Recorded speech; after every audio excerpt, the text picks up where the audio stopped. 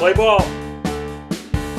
How you doing, baseball fans, and welcome to another edition of the Brushback with JP Ricciardi.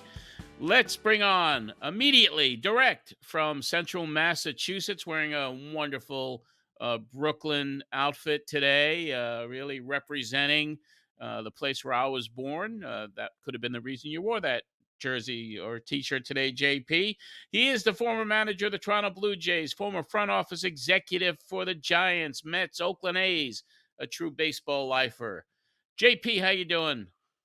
I'm good, John. I'm wearing this shirt in honor of the great Jackie Robinson, who we just Yes. celebrated Jackie Robinson Day. And I think it's amazing what he did and how many doors he opened up. And sometimes we just forget what that guy went through to open up so many doors for so many other people. So, big Jackie Robinson fan here. I met him when I was 11 years old. Never Wow. forget it. And pretty awesome day for me. Well, obviously, the impact that he's made on the game and the fact that his number permanently retired, no one will ever wear it again except on April 15th. And each and every year, every major league player and every person in that dugout and on the field wears number 42 in honor of Jackie Robinson. And you have a great guest on today that knows a lot about Jackie. Howard Bryant, gentleman I've known for a long, long time, senior writer at ESPN. Not only does he cover baseball, he's covered other sports, but he covers the social issues involved with some of the challenges that our game faces. And he's not afraid, he doesn't back down from them. And I like that about Howard. He's a friend. I've known him, like I said, a long, long time. We've had some great discussions over the years about baseball and the things that we think baseball could do better. He's got a book coming out on Jackie Robinson soon. He's written one on Ricky Henderson. He's written one on Hank Aaron. He's got some great stories about those guys. And what I like most about Howard is he right to the core. He is a true baseball guy, and he loves the game. So I think people are going to really enjoy listening to Howard. Well, we certainly look forward to that, and another exciting week in the game. We're going to get JP's hot takes on that, and of course, that batter up segment will be coming up with Howard, where that guy is a true sports journalist and author. So we look forward to all of that. But JP, let's get to the hot takes. What stood out to you over the past week in Major League Baseball? Well, a couple of things. Jackson Holiday was brought up. A lot of fanfare about him being brought up, and he's a good player. He's going to be a very, very good player. He's scuffling right now, and that's one of the risks you take when you take a young kid to the big leagues. I think at some point they're going to have to back off and maybe send him down and let him get his feet back under him. But make no mistakes about it. This kid's going to be a very, very good player, and sometimes they just not ready for the big leagues. And I think eventually he'll be comfortable there. But right now, really scuffling, which goes to show the jump between AAA and the big leagues. But he is a very, very young player. Um, I think the things that I look at are how bad the Chicago White Sox are. I mean, Hmm. it's not a good club. I mean, basically, I hate to say it, but it's the end of April, but this season's over. I really don't see them digging out of this hole. I don't think they have the personnel to do it. I know they're trying to rebuild, but they're on their way to having the first pick of the draft next year, and it's just amazing to me how the club is it's not a very good club. And on the flip side of that, from a club that should be good, I'm a little concerned about the Houston Astros. I know Verlander came back, but that's a club with some veteran players and a good roster, and I'm really surprised as to why they're scuffling. New manager. I don't know if that's got anything to do with it, but for some reason they just seem to be off a little bit. Bregman hasn't been extended. There's talk about extending him, not talk about it. So I think there's a cloud hanging over that club right now. Now they are good enough to get hot, go on a streak, and pull out of it. But I'm a little surprised at how poorly they've gotten off to a start this year. That goes with Miami. Isn't it funny? Kim Ng made some major, major moves last year at the trading deadline to get them into the playoffs. They fire Kim Ng, and Miami comes back and is off to a horrible start. Karma has a funny way in our game. And Colorado's another club. I scratch my head with Colorado. They have not been good for a long time. and I really don't know what's going on with them as well as I know they've drafted pretty well over the last few years, but doesn't seem to be coming to fruition at the big league level. And they've been a club that's really, really scuffled. So I think some of the teams in baseball that are bad are really, really bad, and that's a little eye opening for me. But I think there are some good signs for some of the clubs that are playing well. And like I said, it's not even the first month yet, but there are a couple of alarming things for me. Yeah. Yeah, I mean, the right now, when you take a look at the standings and how the things are shaping out, there are some surprises, some not so surprises. I mean, the White Sox haven't invested. I mean, it's just you could see it, and the White Sox are not a good team. Astros are a surprisingly bad team. But you touched upon Jackson Holiday, and I do want to bring something up to you as a general manager, and I have a question for you about another prospect. But as a GM, when you have a young guy, a big prospect, number one prospect comes up and he's not doing well, as a general manager, how long do you give him? And when do you decide, all right, we need to send the guy down? And did that ever happen to you in the past? Yes, it has. And I think the one thing that you have to keep in mind is you want to take care of the player the best you can. So, and there's different degrees of struggling. I haven't seen all of Holiday's at bats, but if he's really getting the ball thrown by him, if he's late on his swings, if his timing isn't good, if he's really does not look comfortable at the plate, and he doesn't look like anything that he's been like in the past, that's a concern. But I haven't seen his at bats day to day. So the 1 for 30, it could be he's hit the ball hard a few times. It could be he's run into some tough luck. But usually when you're 1 for 30, things aren't going real well. So at some point you have to be fair to him and realize that you have to take a step back. And, we had Adam Lynn. Adam Lynn hit 300 every level he played for with us in Toronto. He hit 300 at A ball. He hit 300 at Double A. He hit 300 in Triple A. We brought him to the big leagues in that September, and he hit 300. He didn't. He didn't. He couldn't make an out. He took batting practice with the same bat all year long. Never used another bat. Had an incredible year. The next year, he makes our club in April. By about this time, he's really, really scuffling. This is a guy who's never hit below 300. And, we had to send him down. And, what we sat him down, we told him, look, you're going to be back here, but you got to go down and just get comfortable again. And I think that'll happen with Holiday. We brought Adam Lynn back, and, he was pretty close to being a lifetime 300 hitter. So I think that's the case with Holiday. At some point, he's just got to be able to catch his breath and get his feet on the ground. But he's going to be a good player. Yeah, it's a hard decision to make as a GM when you have to send somebody down who's highly touted, and a lot of times it's just to correct what was going on and get the guy more comfortable. There's another prospect out there that a lot of people are wondering why he hasn't been brought up yet, and that's Pittsburgh Pirates prospect, the pitcher Paul Skeens. What can you tell us about Paul? And do you think it's time for the Pittsburgh Pirates to bring him in? Well, I think if you remember early in the spring, I was really questioning why he didn't make the club. I think their excuse was he didn't have enough innings, but he threw 150 or more innings at LSU last year. So his arm was built up to take on 150 innings this year. All he's done is gone to the minor leagues and torn it up. So I'm really surprised why he didn't make the club, number one. And number two, I know why. I mean, they're trying to hold him so they can control his rights. I mean, it's just service time issue at this point. But the Pirates got off to a really good start. Now they're fading a little bit. And once again, it's only April, and I don't think it's time to panic. But if you had this guy in your rotation, he might have kept them away from this little bump in the road, kept them going forward, and kept building momentum as you go into May. So I don't know. I mean, obviously they got their reasons. I think everybody knows what those reasons are. But for me, the best guys play, and he's certainly the best guy in their organization. He should be in the big leagues. Well, yeah, there's a lot of talk about that. So hopefully they'll bring him up soon and he can add a spark and sometimes jumpstart a team just with his presence. So we'll see what happens there. Going to head out to the West Coast. Shohei Ohtani has passed Hideki Matsui for the most home runs ever from a Japanese born Major League Baseball player. Ohtani hit his fifth home run of the young season, the 176th of his career, and it was a monster shot, 423-foot blast that went into the Dodgers right field pavilion. Matsui played for 10 years in the majors. He finished with 175 homers. Ohtani accomplishes that early on in only his seventh year in the major leagues. Ohtani's phenomenal. Yeah, I mean, you know, he's just a better player. He's just, we're talking about a Ohtani. unique. Yeah, we were just talking about a unique player.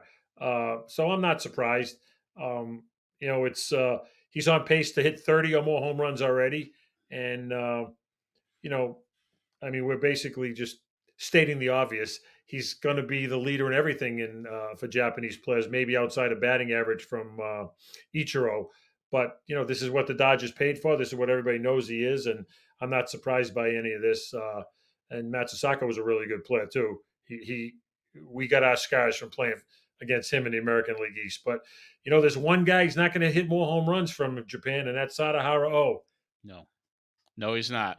Sadahara, oh, I mean, what an amazing player he was. What a legacy. But Otani is, he's leading the majors already. 35 hits, 11 doubles. He's hitting 368 so far in the young season, and it's surpassing where he was at this stage of the game when he was the unanimous MVP last season. And this year, he's not going to be pitching.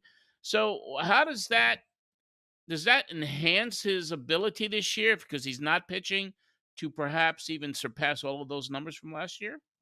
I think that's going to help. I mean, that's definitely a positive for him. I think also you got to look at the lineup. He's got Mookie Betts. He's got Freddie Freeman. He's got some really good players around him. He's a tough guy. You can't really pitch around him because of the protection that they have in the lineup. So his lineup is deeper, I would say. And don't forget, Trout was hurt a lot the last few years. So Trout wasn't in the lineup. Rondon wasn't in the lineup. So, you could kind of nibble around him at certain points, but he's in a very good lineup and he's a great player. I mean, they didn't give him $700 million because he couldn't hit. Yeah. So I think he's just doing everything he's capable of doing, and thank God we got him in our game. I mean, it's great. It's great for our game to have the best player in baseball playing in America. That's correct for sure. You did touch upon Justin Verlander, and I want to bring him up. I want to get your take on some of these old war horses, Max Scherzer and Verlander. First on Verlander, he made his 2024 debut with a quality start against, winning for the Astros this past weekend. He pitched 6 innings, allowed 2 runs, 4 hits, gets the win, snapping the Houston 3-game skid. Special guy, Justin Verlander. Oh, he's an amazing guy, and if you look at his career, not only is he a great pitcher, but he's adapted on how to pitch as he's gotten older. You see him, he throws a few more breaking balls. He doesn't rely on his fastball as much. It's still his prime pitch. But it's fun to watch these guys as they get older and they transform themselves from throwers to pitchers. And I think that's why Verlander has been able to survive so long. I mean, you go back to Frank Tanana, Bartolo Colon, even Louis Tiant way back in the day. These guys all threw really, really hard. Something happened, hurt their arm, whatever it was, had to recreate themselves and had to become pitchers. I think that's the most exciting thing about Verlander is he's always been good, but I really respect the fact that he has become a pitcher. And I think we've gotten away from that in baseball. We have a lot of throwers now, but we don't have a lot of guys who can pitch. And I think Scherzer and Verlander, and don't forget, Texas is going to get DeGrom back at some point. And, that's probably going to be around the All Star break. So, there's a couple of guys that are going to give a real boost in the arm to those teams. So I think the older guys have history and experience on their side, and that allows them to have the ability to pitch. And that's why those guys are going to be able to pitch deep in games because they've learned how to command and control the ball even better on top of the talent they have.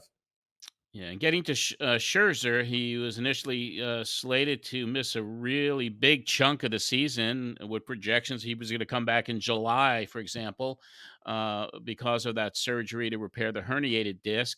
But now he's made so much progress. It looks like he's going to begin a rehab stint as early as this week. I guess it goes to show you, JP, they don't make them like they used to, do they? No, and these guys, they're just built different. They're in a go, go, go mentality. Scherzer's just not going to, he's not going to take the easy way out. He wants to be on the mound. They also know they don't have a lot of time left as far as pitching, but I think a couple of things. They know their body really well. They're so in tune with their body as older guys. They know what they have to do to get ready. They know they can go to the mound and be able to do different things with the ball, sink it, cut it, jump your fastball a little bit more, throw some sliders and maybe some fastball counts. So their experience allows them to be able to not only pitch, but to compete. And I think that's the value of having so many innings underneath you as a starting pitcher.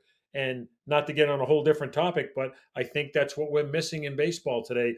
Most of the pitchers don't have the innings, they don't have the experience, and they don't learn, and they're not put in positions to pitch out of tough jams and to go through the lineup the third time. And these guys have gone through the lineup the third and fourth time. So there's a lot of adding and subtraction to what they can do. They're very well prepared. And I think as long as they're healthy, these guys are going to give their team. Look at Scherzer might not be a one, but if he's a strong 4 or 5 for you, that's a really good 4 or 5. So I think there's a lot of good things coming up. I love watching the veteran guys because they pitch. Yeah, same here. Speaking of veterans, longtime veteran announcer for the New York Yankees this week, their voice, John Sterling, decided to retire after 36 years behind the mic for the Bronx Bombers. 85-year-old Sterling said he had no more gas in the tank. And the Yankees put together a quick tribute day for him this past weekend. And do you have any memories of John Sterling during your career? Well, obviously, we played the Yankees a lot in the 8 years I was a GM, and I always ran into John and Michael Kay and Susan Waldman. The thing I will remember about John Sterling was, first of all, he was, for us Celtics fans, Johnny Most was the biggest homer you could ever have an announcer. John Sterling was the biggest homer for the Yankees. But I respect that. I think that's great. But the thing I take away from John Sterling was a true gentleman.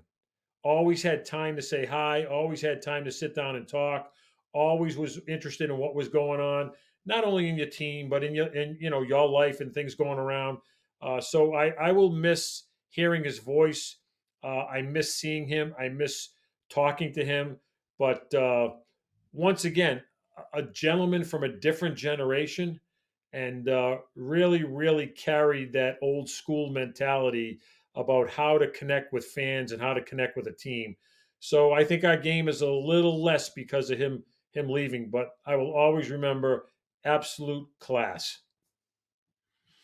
Yes, he will be missed by Yankee fans, especially with some of those calls that he made so famous over the years. I heard a lot of them, unfortunately. Yeah, I'm sure you did. I'm sure you did. You know, it is far, it is gone. The John great Jim Sterling. Dino. Yes, yeah, exactly. He had great nicknames for everybody, so he will be sorely missed. Finally, JP, another thing that's changing the game a little bit, merchandise wise, the teams have all cut a deal with Nike, and 28 out of 30 teams have released these City Connect jerseys. The two exceptions are those traditionalists, the New York Yankees, and the other team that did not do a deal for City Connect is the Oakland A's. But I'm sure you have some thoughts about changing the tradition of your baseball uniforms, signing with Nike for City Connect. Yeah, I think I like the idea. Uh, some of the product I'm not a big fan of. I like the fact that you're trying to relate to the younger kids. You're trying to get a little bit maybe hip hop. You're trying to get a little bit of street cred, so to speak. And obviously, look, you're trying to sell merchandise. So I'm all for that. I think some of them have come out really, really good, and some of them, I don't know what they were thinking the day they walked out of the room. But I liked, I really, really liked the White Sox uniform with the pinstripe. I really liked the Marlins. I like the Angels. Uh, then I looked at some of them and I was like, were they drunk when they came up with this one? But I mean, I don't get the Mets one at all. The Mets look like it's a tribute to the Yankees. It's It does. gray. It's Yankee colors. Uh, I didn't see where that one came from. Kansas City's was kind of. I like Seattle from the waist up, from the waist down. I don't. They look like a softball team. Mhm. So some of them really. Have you seen the Texas one? Texas looks like you walked into a Japanese restaurant and someone gave you a Japanese menu. I have no idea what it says. It's almost like hieroglyphics on the uniform. I liked Houston's. Houston's was cool. It was a nod to the obviously NASA and Space City. I like the colors for that. But some of them, I don't know. Washington was nice too. I really like the cherry blossom on the Mhm. uniform. So I'm probably 50-50 on them. I like the idea. I wish they would clean a few of them up. Yeah. Well, I'm sure that they'll be selling lots of merch in these different cities, and we'll have to check it out. And even some of the teams are also doing theme days, like the Mets, for example. They're going to wear them on Saturdays, and they're actually transforming City Field with different graphics on the scoreboard and the concessions to all give it that City Connect feel.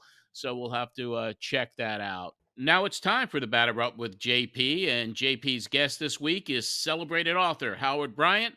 Let's get to that right now.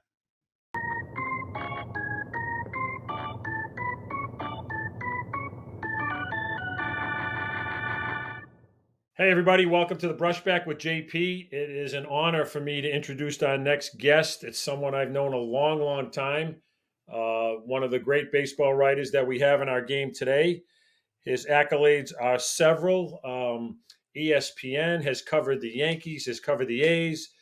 I don't even know where to stop with all these accolades, Howard, but has written books on Ricky Henderson, Hank Aaron, race in Boston, baseball, has touched on several different things. But more than that, someone I've always enjoyed talking to. God, the last few days we've caught up. It's been great. But for all our listeners out there, it's my honor to introduce and have on the show Howard Bryant. Howard, welcome. JP, good to see you again. This is fantastic. I absolutely love talking to you. I always tell people. In fact, I was just on the phone with a couple of Red Sox folks the other day, and we were talking about how one of the beauties of baseball, the biggest difference to me between baseball and football and the sports that I've covered has been people in baseball really want you to understand the game. And you have been one of the people over the last 25 years to really, really help me understand this as a business, as you know, as the people involved in just learning the sport. And football, they treat it like it's the CIA. Nobody wants to tell you anything, but here, if It's you crazy. you really want to understand the game. I was talking to one of my Toronto people the other day and telling him that I was going to come on the show. So you stretch far and wide, my friend. Well, I appreciate it. And I've always enjoyed talking with you from our days way back in Oakland. And, it's always, I learn something. I tell people all the time, the thing I like about the really good writers, when I talk to them, I always learn something.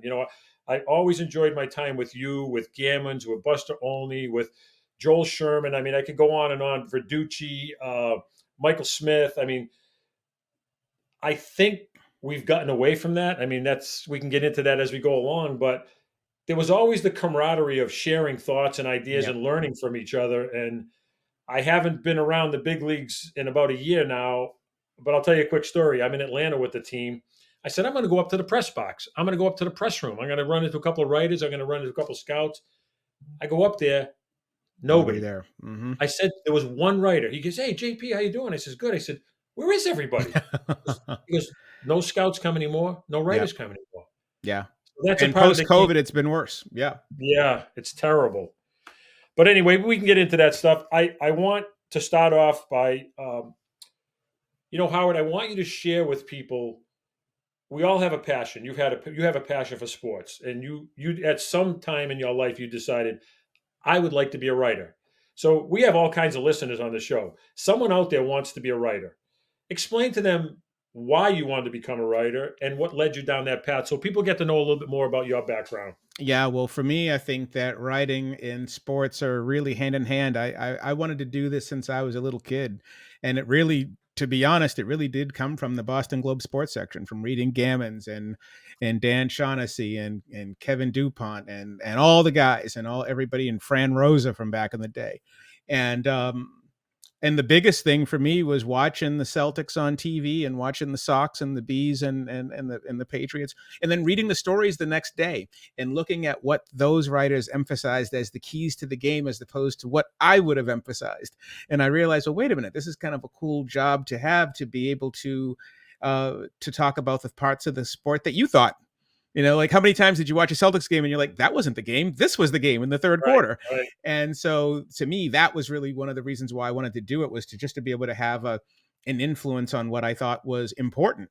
And then, of course, as you get older and you start dealing with more important, more serious subjects, being a Boston kid, being a Dorchester kid, and coming up through busing and all of that stuff, it was also important to me to be able to write about our communities, to write about communities that, whenever you read about busing, one of the darkest chapters in Boston and city history, it's always been written through the lens of the people who were on the other side throwing rocks at the bus, not the kids who were in the bus. And we were the kids in the bus.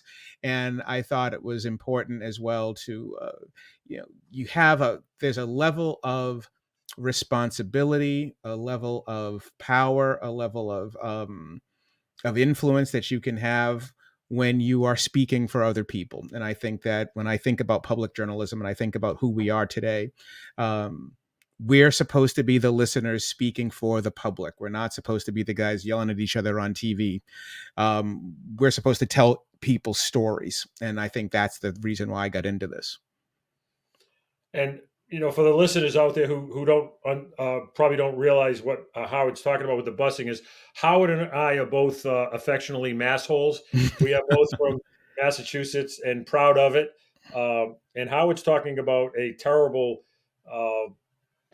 project that was brought up, segregated forced busing, and it couldn't have been worse in the city of Boston. And that's what he's referring to when he's talking about the busing issue. Yeah, it was the desegregation of the public school system. And Right. what was the best way to desegregate the schools? And believe me, everybody over the last 50 years, everyone's had an opinion on what not to do and also what to do. So anyway, your career takes off at some point. I know you're a Temple grad. Were you weren't at John Chaney's 5 in the morning practices, were you? I wasn't good enough. Not me. Not me. I don't know if you I were realized. covering it. I'll tell you what, JP, you're a basketball coach. You will appreciate this.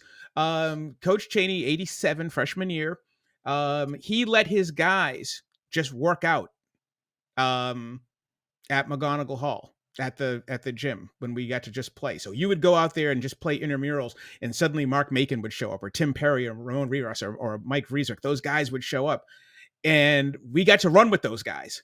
And so summer of 87, that was the year right before we were number one. The first time we were number one in the country. Yeah. Last time we were number one in the country. It was the first and only time in my life I ever played basketball at scale. I'm 5'10" and a half. Right? When I was in high school, the center was 6'1", maybe 6'2". This is the first time I played with the center was 7 feet tall, and the power forward was 6'9", and the small forward was 6'6". Couldn't get a shot off. Funny. Tim Perry, who ended up playing in the NBA, he played for the 76ers and the Suns. Yeah. And I think he was traded for Barkley. I remember I was at the top of the key, right inside the 3-point line. He was under the basket, blocked my shot. Just 2 steps out. And I was like, I've never played basketball at true scale. Hey, that'll make you a writer real fast. And exactly. I was like, you know what? I think it's time to go up to the J school, because the basketball career was over right then and there. So I know you've written several books, and I know you have a book coming out down the road on one of my favorite players and one of my favorite people, Jackie Robinson. I was just telling the story offline that I met Jackie Robinson. I think you and I shared that. Oh yeah, you showed me the picture. It's unreal. Yeah, I met him when I was 11. It was. I look back and still one of the highlights of my life. I just couldn't believe how nice he was to me, and I remember looking at him and seeing how white his hair was, and I remember telling my dad, he looks so much older than I thought he was going to be. And as you get older and you realize, what he went through, you can understand that. So in your prior books, we all hear the Ricky stories. You did the book on Ricky Henderson. Yeah. You got to have a good Ricky story somewhere. What's your best Ricky story? It depends on the day. There's no such thing as a best Ricky story because they're all so damn good. Today's favorite Ricky story is 1994. He goes back to the A's after playing for the Blue Jays. The A's are going to Toronto for the first time in the season. And on the billboard, there's a big billboard going into Sky Dome of just Joe Carter, because Joe Carter hits the home run to win the World Series. and then the date and time. And that begins a conversation on the A's team bus about where were you when Joe Carter hit the home run. And so everybody's going on. There's there's Dave Feldman, the TV guy, was saying, I was watching it at my house, and sitting on my couch. And then other guys are talking about where they were. And then suddenly in the back of the bus, you hear this voice, I was on second base.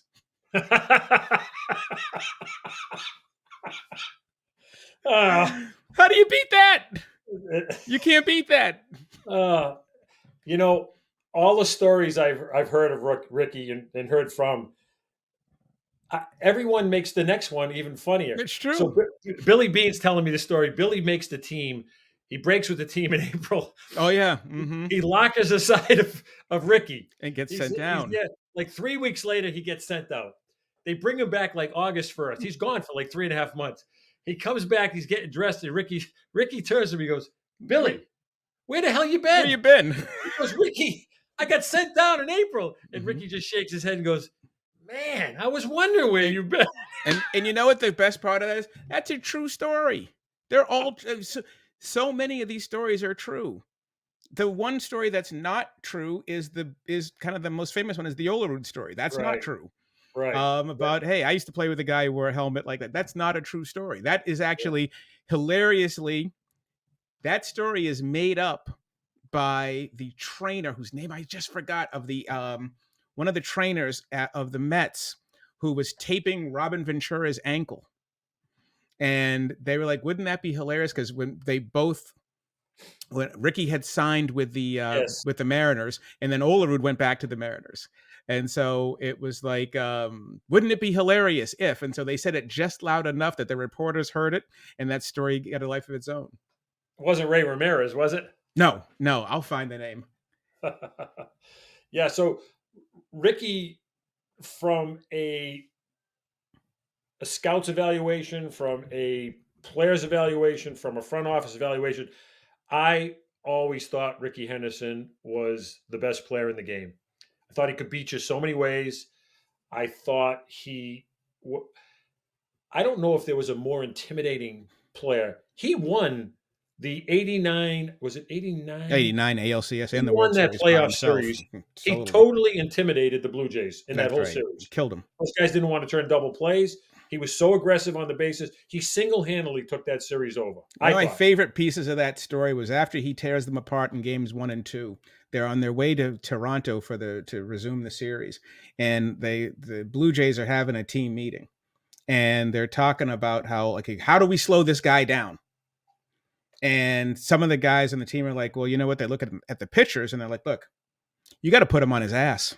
You got to start throwing at him, make him uncomfortable. He's making us uncomfortable. Make him uncomfortable.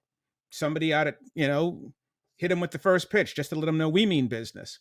And Lloyd Moseby is just shaking his head. The center fielder just shaking his head the whole time. And he's like, that's not going to work with Ricky. And they were making fun of Moseby because they were like, oh, yeah, you guys grew up together because they're both from Oakland.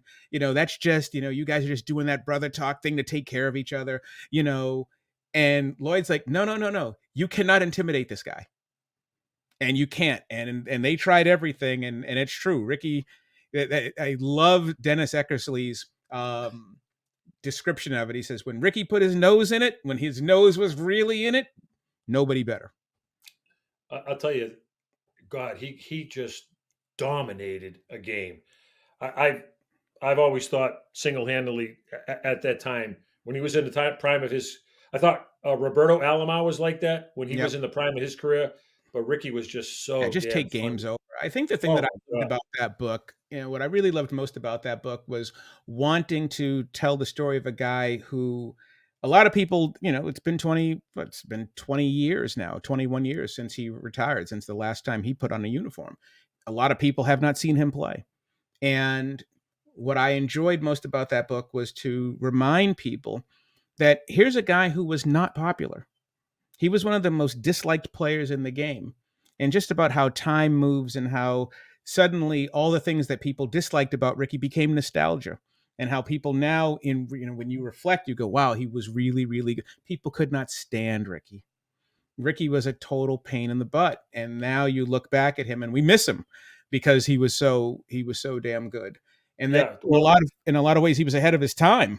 100%. You just took the words out of my mouth. If he was Mhm. playing today, oh my God, That's they right. would be like, the flair he played with, and And the grief that he got, JP, for essentially load management, nobody would make a big deal of it anymore. right, That back right, then, Ricky wasn't giving you 162. And the thing about those records is when you look at all those other players who just went hard at it. Look at Vince Coleman's first 7 years. Look at yeah. Tim Raines' first years. They can't hold up. The body does not hold up. Ricky Ricky still. was a freak, though, Yeah, Howie. it's He true. he, he had one of those bodies that God only touched so many That's people like that's that. right. And he didn't He touch was. me that way. That is for certain. But the incredible thing about Ricky is that if you take Ricky's stolen bases, he stole 1,400 bases. Okay, if you just took the rest of his stolen bases after he broke the record, he's still like third all time. Yeah, that's he was stealing 100. Oh God, we could Yeah, go on and on about it's Ricky true. Henderson, but Amazing. so I want to move to one of my all-time favorites, who to this day I still believe does not get the credit he deserves of how great a player he was, Hank Aaron. Yeah, So you did the book with Aaron. I only met Hank Aaron once, and I could not. I was blown away by how humble he was. yeah, he's amazing. And I And know he grew up in a different generation, and I know he played a different generation. But to this day, I still don't understand how this guy does not get the credit. What are your thoughts on Aaron? yeah, I love Henry, and I miss him, and I'm always very sad about Henry because he was so humble. And once the book was finished, and once he trusted me, and we became closer, he would always say, "Why don't you come on over? Come on down." And I was like, "You're Hank Aaron. I don't want to bother you, right? You're Hank Aaron." And you never know if people are just being polite, and he wasn't being polite. And then he died. I Yeah, talked to him 3 weeks before he died. He's like, "How come?" He's, "Make sure you call. You don't call me enough." And I was like, "I don't want to bother you. You know what I mean? I don't. How many people do you say this to?" right. And then he passed away, and that's always been really difficult. So now when guys say, "Call me more often," I actually do Yeah, it. The thing I loved about him was the fact that he was such a. Everyone says when you write biography, by the time you're done with your subject, you're going to hate your subject, just because it's so much dealing with one person for that length of time. I ended up admiring him even more by the time I was done writing that book. That book could have been 1,000 pages because I just loved his story and loved dealing with him, and how he dealt with situations, and how, one of my favorite stories about Aaron was that he ties the record. No, I'm sorry. He hit 713 in on, Cincinnati, right? no, in the last day of the season, he hit 713. Yeah, he tied in He Cincinnati, I believe. exactly. And he Right. was convinced the entire winter he was going to be assassinated. Oh my God. And he was thinking about Clemente, that Roberto Clemente got his 3,000th hit on the last day of the season and then tragically died in the plane crash on New Year's Eve. And he's like, "What if something happens to me? I came all this way and I should have gotten it done." And he spent that whole winter, which is the reason why opening day, what's he do? He bangs number 714. Let's get this over with. And it was just, he was just so good in terms of um, his recollections, his memory, his feelings, both good and bad, in terms of he wasn't willing to sugarcoat things. Really, really great guy. My favorite thing about Hank Aaron, and you'll appreciate this, is when he first got into the big leagues, his goal was to break Stan Musial's all-time National League hits record, 3630. Not to interrupt you, but Yep. I heard that Stan Musial was his favorite player. Yeah. Is that true? Well, Jackie was his favorite player, but Stan Musial was his favorite hitter. Right. And Okay. and that was the goal. That was the goal, to break that record. The Braves start to dip a little bit offensively in the early 60s. And so they need more offense out of Henry. And anyone who'd seen Henry play, Henry was a gap hitter. He's a line drive, alley to alley home. He wasn't a home run hitter. He just got the ball over the fence, right? And so I said to him, "So are you telling me that you're so good, you can decide which all-time records you're going to break?" So just in midstream in your 8th year, you're like, okay, I think I'll start hitting more home runs because the team needs more offense. And you could do that so well that you could challenge Babe Ruth's all-time record. I mean, you think about the fact that if Hank Aaron never hit a home run, he still has 3,000 hits. Jeez. I mean, Yeah, that's a different guy. 37-71. and not a big guy either. 6 foot 180. Yeah. Yeah, 6 foot All, 185. Mm-hmm. all those guys, Mays, Mantle, those guys, they weren't like, No, Mays is Mookie Betts' size, yeah. 5'10", although I was Betts is amazed when I met smaller. Willie Mays. I was Mm-hmm. amazed. I was like, wow. But no, that's incredible. Henry Aaron just, to me, to this day, Yeah. still does not And get the it's such a, JP, it is such a privilege to be able to write about these guys and to be, you do start to realize how special it is to have that kind of access, to be able to have people trust you with their stories. And I think that's, we talk about all of this stuff with media, the enemy of the people and the media this and the media that, and everyone, what we try to do, and I'm not speaking for everybody, I just speak for myself, is that you want people to be able to tell the story of their life. Everybody should have the opportunity to tell the story of their life as they see it. And I think one of the things that I just feel really, really fortunate for in my career it's been being able to do that. I remember talking to Ricky when Ricky didn't want to talk for the book, and I remember saying to him, Ricky, you have not swung a bat since 2003. For someone to have been a 10 or a 12-year-old to have seen you at your very best, they're pushing 50. They're over 50 years old now. So there's an entire generation of people that do not remember you at your very best. And the stories that we remember are not the stories of the best players. The stories we remember are the stories that get repeated. Generation to generation to generation, they get repeated. If your story doesn't get repeated, no matter how good you are, they're going to forget you. well said. And for me as a baseball guy, I always loved, and this is a dying breed, but I loved talking to the Cito Gastons. I Yep. loved talking to the Johnny Peskys. I Ah, loved Johnny. talking to the all of the older guys, that whether it was from the media world or from the baseball world, because that was an era that you didn't know a lot about. You heard a lot about, That's like you right. said, with the stories. But what kind of defender was Ted Williams? Yep. What kind of guy was Ted Williams off the field? You were a teammate. I remember I was coaching in the Yankee organization. I worked with Monk Meyer. Monk Mm-hmm. Meyer got traded from the Phillies to the Dodgers, and he pitched on the '55 World Championship team. And he had a huge brawl with Jackie Robinson. He drilled Jackie Robinson. They both benches came out. They wanted to go at each other. Let's meet behind the dugouts after the game. I'm going to kick your butt. What Jackie Robinson was, as And hot as he was. Jackie would fight you. He says, I get traded to the Dodgers. He goes, I'm literally thinking, how am I going to walk in this clubhouse? These guys hate me. Jackie Robinson hates me.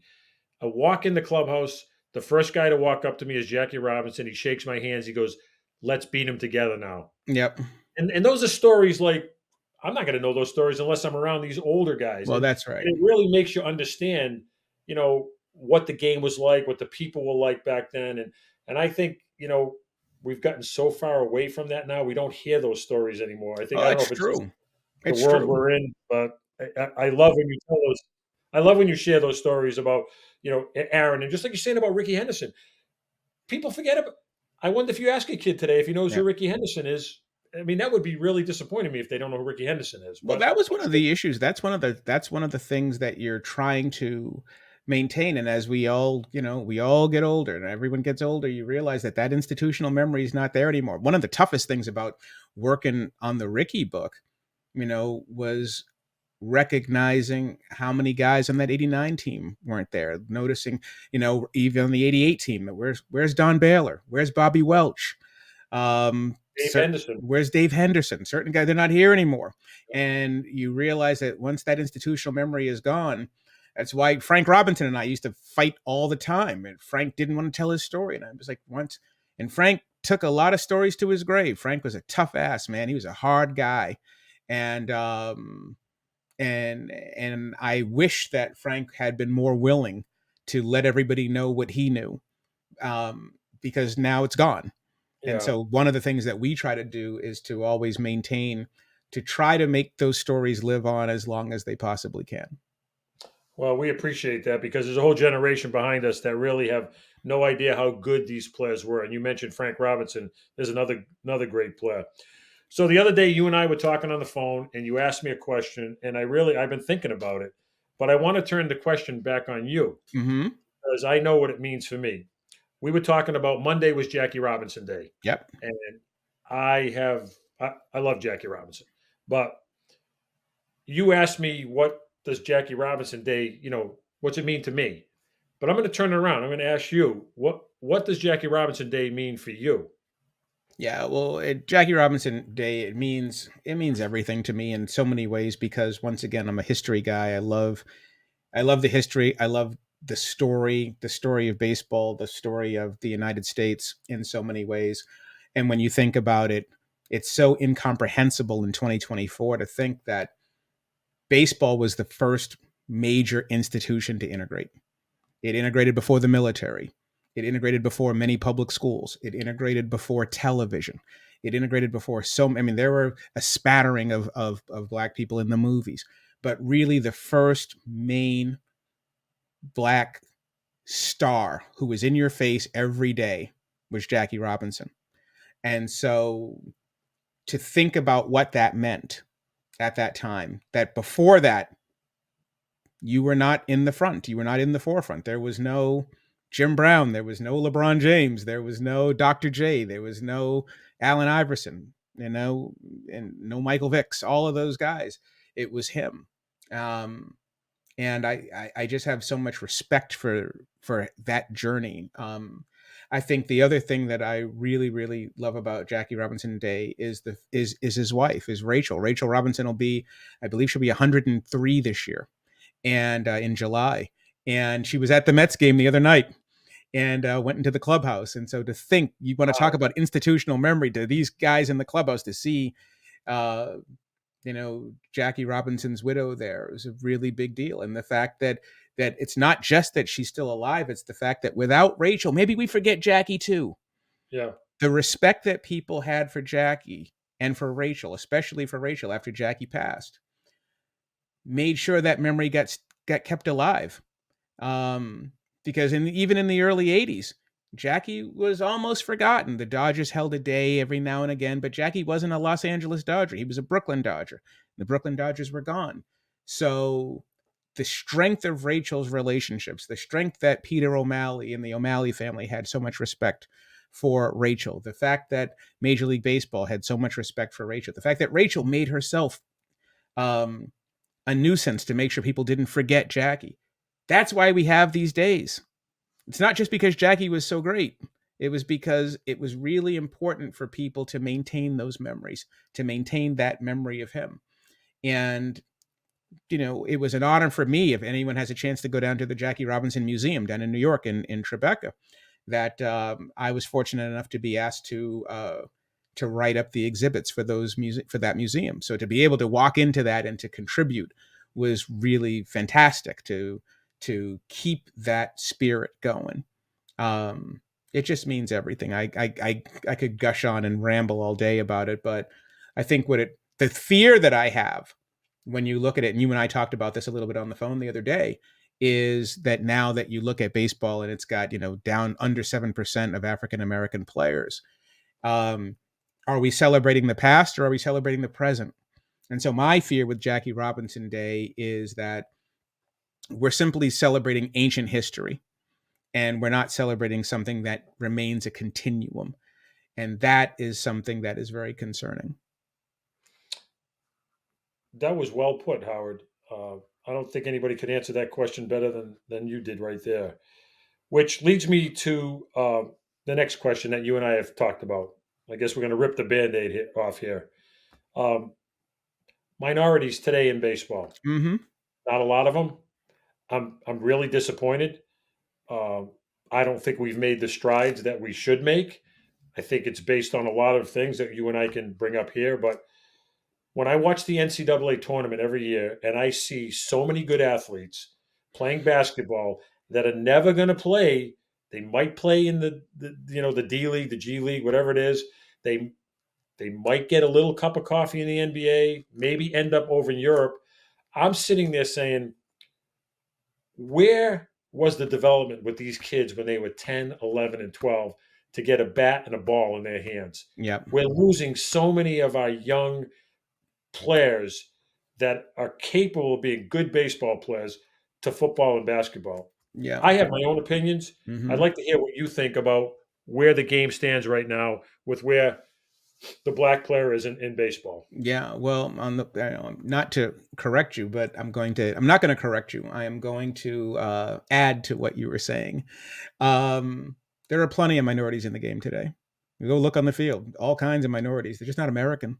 Right. And one of the things that I say when you look at this game is that it's a white suburban sport reinforced by foreign labor. That's what baseball is right now. White Americans play this sport, and foreign minorities play. Dominican minorities play. Cuban minorities play. Venezuelan minorities play. Japanese minorities play. But the Black American player, all gone. And I think last year, there were 67 African American born players in the league. And my attitude has always been, if you look for players, you're going to find them. And this is your side of the world, in the scouting and development world. As the money got bigger, you needed players to come to the big leagues faster. And so therefore teams weren't developing as much anymore. Now your first round picks are coming out of college. The NCAA baseball programs in the country are 1-2%. So if you're looking for players in the Dominican Republic and you're looking for players at American universities, you're not going to find black players. They're just not there. You're looking in the wrong place. Historically, the old lines used to be that if you were going to play football, what was the old scouting line? Son, do you want a major league contract or a limp? Right? That was we always used to just make fun of football because the game was too violent. And if you wanted a long career, you played baseball. Baseball has never really had to compete for black players. Baseball doesn't compete for any players. Baseball is there for you if you want it. And so in the Dominican Republic, they play baseball. Does baseball compete for them? Yeah, but they also put in a lot of money infrastructure-wise. So the sport, once the money started to grow in football, once the money got bigger in basketball, once baseball had to compete for black players, they didn't go after them. They're not trying to compete. And I remember when I was covering the former Redskins Washington football team Commanders when I was at the Washington Post, I had this wonderful moment one day. I think it was 2007, maybe. It was 2007. Alex Rodriguez had a chance to re-up his contract. It was going to be a $275 million contract extension with the Yankees. I was over in the corner during practice in the locker room one day after practice. I was talking to Santana Moss. I was talking to Sean Taylor. I was talking to Ronaldo Wynn and Philip Daniels and Andre Carter and a bunch of the other players. And we were just sitting in the corner talking. Every one of those kids played baseball. Baseball was their best sport for all of them growing up. And they went to go play football because football paid for college. They are baseball players. It's not like black players aren't playing baseball. They're playing, and then they're leaving. Right. Russell Wilson, baseball player. Ricky Williams, baseball player. Kyler Murray, baseball player. Jameis Winston, baseball player. Right? It's not like they're not playing the game. It's that the game, they flush out of the game. And so the issue for me had always been, when I think about black players in the sport, Tony La Russa and I had a conversation about this a bunch of years ago. I said, who cares? Does it matter? Why does it matter? And he's like, it absolutely matters. And I'm like, well, why does it matter? And maybe baseball is simply going into another phase, the same way hockey did, where, once the Berlin Wall fell and the Soviet Union collapsed, the Larionovs and the Fetisovs and the Charas and the rest of them, the European players come here. Maybe it's just a cycle. But what has people in baseball concerned is that it's not just a cycle. It's a barrier to entry, that these kids want to play this sport. They want to be part of this sport. And this sport has priced them out. It's too expensive. It's not accessible. It's not accessible culturally. Look at all the stuff Jazz Chisholm is going through right now about showing some style and showing Black culture into the sport, that the game doesn't want that. So all of these things are the reason why people aren't playing. It really offends me when people say that Black kids don't want to play baseball. That's completely untrue. Oh, they'd rather play basketball or football. No, they wouldn't. They want to play the sport that is accessible and fun to them, and the sport they know. And baseball it's still, as we all know, it's still a 19th century sport. It's still a newspaper sport. It hasn't really adapted to the television age. So, you show a little bit of style and you get hit in the back with a fastball, right? So all of those different things, culturally, the sport has become less accessible. But I always say, if you put a ball in front of a kid, they're going to play with it. And baseball has just, it doesn't have its LeBron James. It doesn't have its Aaron Rodgers or its Tom Brady. It doesn't have that. I still maintain, JP, and tell me what you think. I still, we follow our heroes, right? The last time this sport had a national figure, not a local figure, a national figure at the level of a Brady or a Rodgers or a LeBron, was probably Ken Griffey Jr. It's damn near 35 years ago. Right. And before that, it was Reggie. But you need those figures. And if you don't have those figures, you're not going to capture the imagination of these young kids, especially the Black kids who, as minorities anyway, need to see those figures. It's just not there. So, we're always great with coming up with all the things that are wrong, right? Mm-hmm. So I guess my next question to you is, how do we make it better? I know from my end, I had a long talk with Theo Epstein about this. I would like to see Major League Baseball teams actually put money up so that the young 10s and 12-year-old kids in the inner cities can have access to baseball. So we're paying the fees for them. They get the gloves, they get the spikes. We send scouts to work with them in the winter. We send scouts to manage their teams.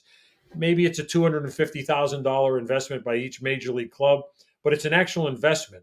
And every team has to get involved. Yeah, you got 30 teams involved in their own communities, and we're sparking the flame of, okay, you can play baseball. Not only can you play baseball, but if you like baseball, there's a means to an end for it down the road. But I don't think we've done a great job of supporting it at the grassroots. So that's just my 2 cents on it. But I'd love to hear where do you think we could do better? Well, the question is, it always is, what are you trying to do? Like, what's the objective? Are you trying to engage kids in playing baseball, or are you trying to create major leaguers? The two aren't the same thing. They can be the same thing, but they're not the same thing. You're not going to get teams who are trying to win baseball games on a day-to-day basis to put into some sort of pool to develop players. As Billy Beane told me a long time ago, why would I put any of my development money into a kid so he can get drafted by the Yankees? And no argument there, 100% right. And I remember thinking that, to me, if you want to find players, where are you investing? You're investing overseas. You're investing in Latin America. That's where the major league dollar goes, to actual development of players. To me, if you really want to develop players here, I think that you find a way to alter the draft.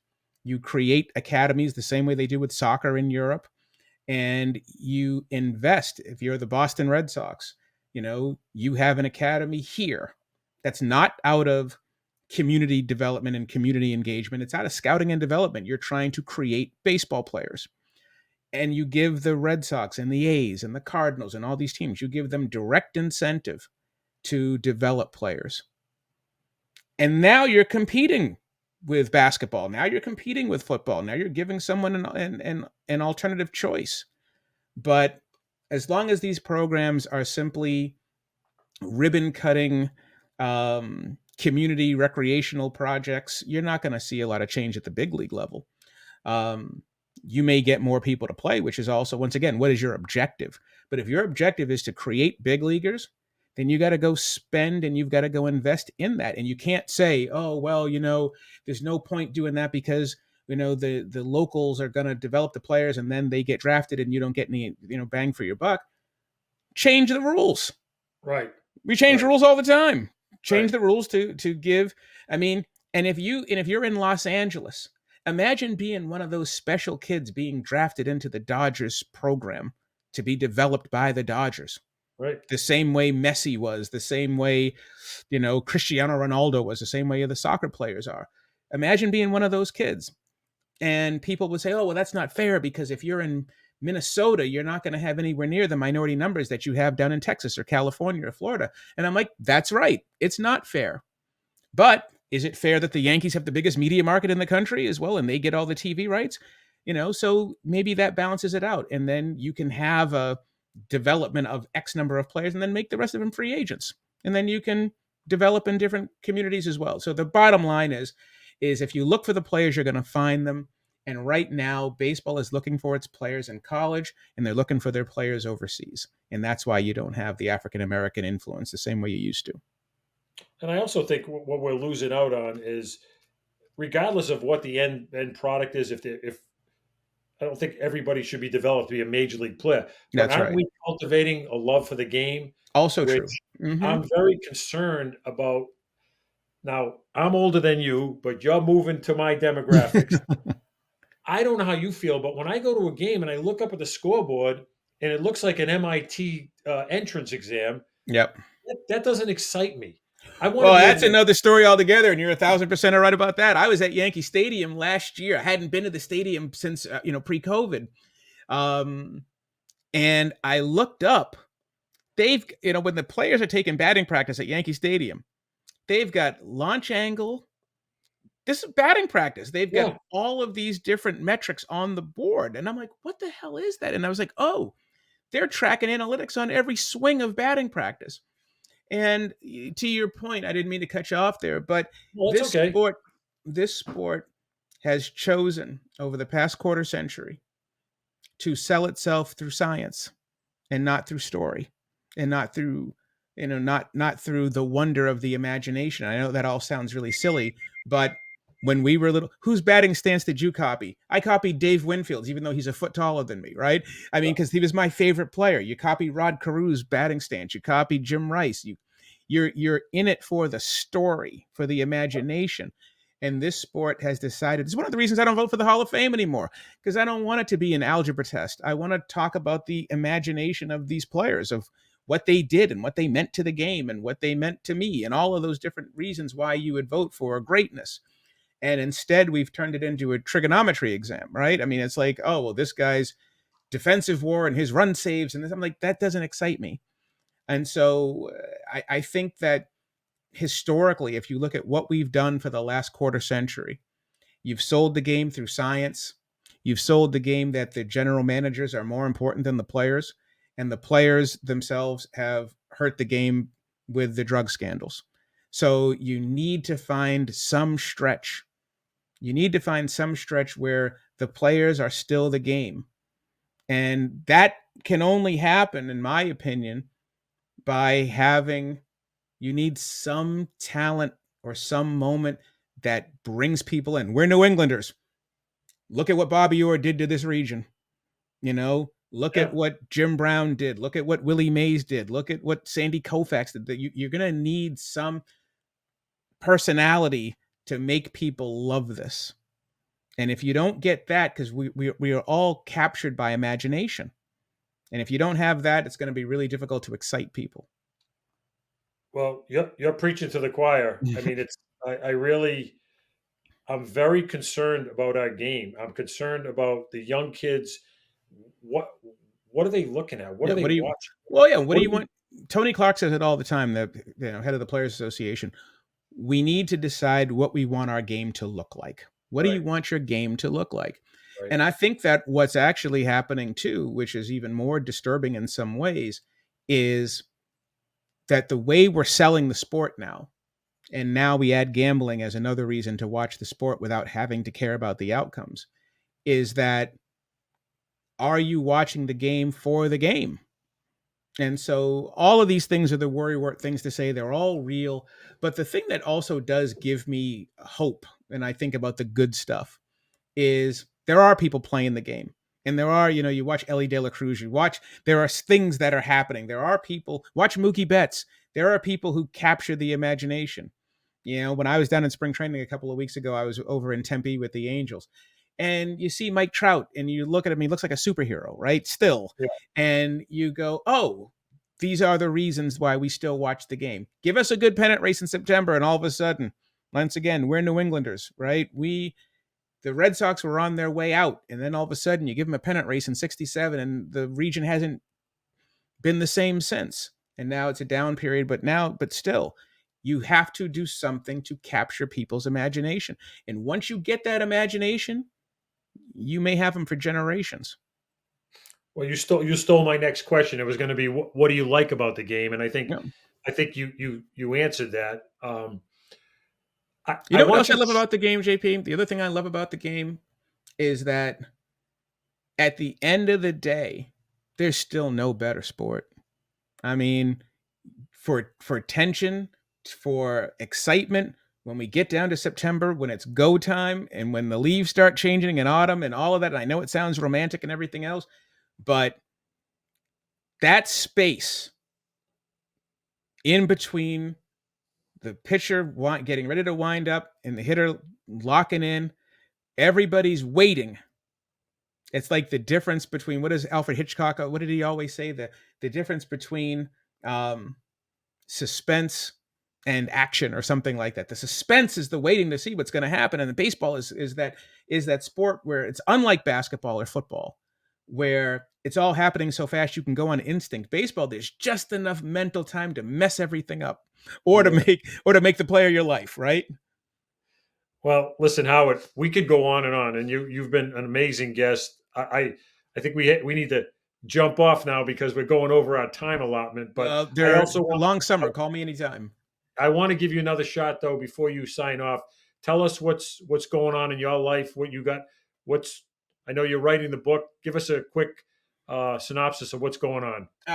Very quickly, it's been fun getting back into baseball. I wrote a piece on the Angels manager Ron Washington and about the challenge of taking over a team that had Trout and Ohtani and still never made the playoffs, and what that means. That was a really fun story to do. Great guy, Wash. And love Wash, Wash. a real baseball person, He's the right? best. He's the best.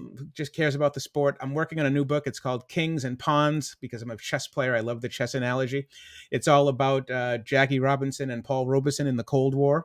A little known story about Jackie Robinson that he testified in front of the House Un-American Activities Committee on July 18th, 1949, and it changed the lives of everybody involved. And so it's just a slice of life story that I really really enjoyed writing.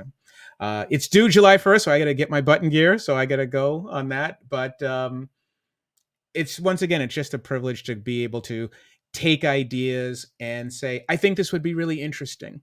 And I think other people would think they're interesting too. Well, we look forward to it. You're always a pleasure to talk to, and more importantly, all the best of luck. You're one of the best. I appreciate you taking the time to come in and talk to me a little bit and kind of follow up on our phone calls. I enjoyed our phone calls. It's my pleasure, JP.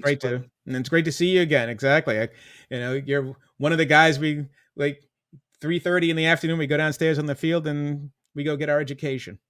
Well, we will definitely have you back on if you feel up to it. But all the best with the book and all the best with your coverage, and good health to you, and see you down the road, Howard. Thanks so much. Thank you so much. We'll see you soon. What a passionate man. What a great guest, JP. Yeah, Howard's one of the best. I love his passion. I love his passion for the game. I love his passion for making things right in baseball and not letting baseball turn a blind eye to the things that we need to stay focused on. So very fortunate to have him, and I know he said he'd come back at any time. So we may take him up on that as the year goes on. That sounds great, and that's going to wrap it up for this week. But next week, it's the end of the month, JP. So what do you got in store for us? Well, what I always try to do after each month is sit down and grade out the teams. And I think it would be a great time to put our report card out for the first full month of the season. and see who's doing well and who's not, who's got room to improve, and who might be getting ready for next year already. But that'll be fun to give out our first report card of the year. Be anxious to see who gets the A and who gets the F. So that'll wrap it up for this week's Brushback with JP. Another great week. Until next week when we return with that report card, this is John Arezzi for JP Ricciardi. Have a great week, everyone.